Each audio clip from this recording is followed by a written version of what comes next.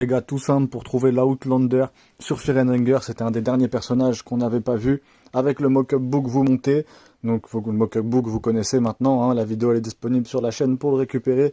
Il y a juste à monter. C'est notre première rencontre avec lui qui est juste là. Explosive Vial en haut à droite. Et on va pouvoir le retrouver dans les tickets. Et ensuite, juste après, il va avoir envie de se joindre à notre partie. Il est caché juste là, tout simplement.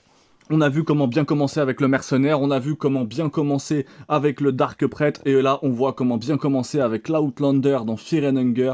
Attention, ce jeu contient des scènes extrêmes de violence, de sexe, etc. etc. Toujours bien jouer l'intro est extrêmement important dans Fear and Hunger, je ne le répéterai jamais assez.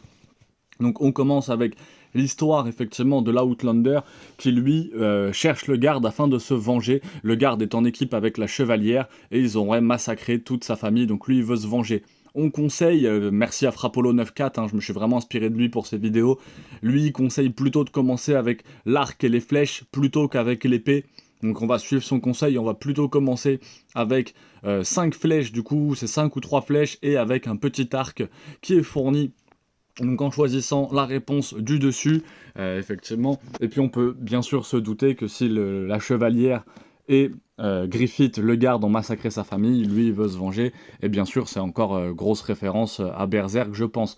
Donc là on peut avoir ce short et ses arrows, donc les flèches, hein, très très cool. On continue à en apprendre sur l'histoire de le garde. Donc là, il vaut mieux dévorer les camarades afin d'apprendre la compétence Divour. Il me semble que ça rend de la vie ou que ça rend quelque chose quand on dévorera les monstres. Donc là, 2 choix encore qui vont se mettre à nous. Frappolo lui déconseille, il conseille de ne rien toucher, hein, c'est un peu drôle. Ne rien toucher effectivement.